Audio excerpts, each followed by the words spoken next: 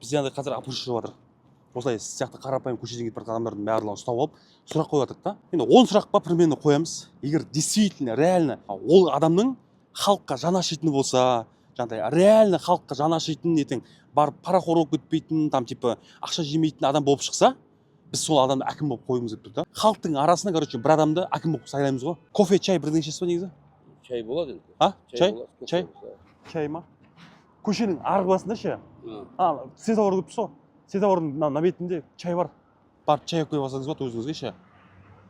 Болмаса жалғастыра берейік. Жалғастыра. Потом ала берсін. Короче, бүйтейік. Қараңыз, бірінші сұрақ. Мысалға, сізге 100 миллион теңге үкімет бөліп тұр сізге әкім ретінде. Бірақ білесіз, бізде енді қазір данный момент жаңа Қазақстан, білесіз ғой енді, жаңа Қазақстан, там типа уже баяғыдай тема жоқ, баяғы система жоқ уже.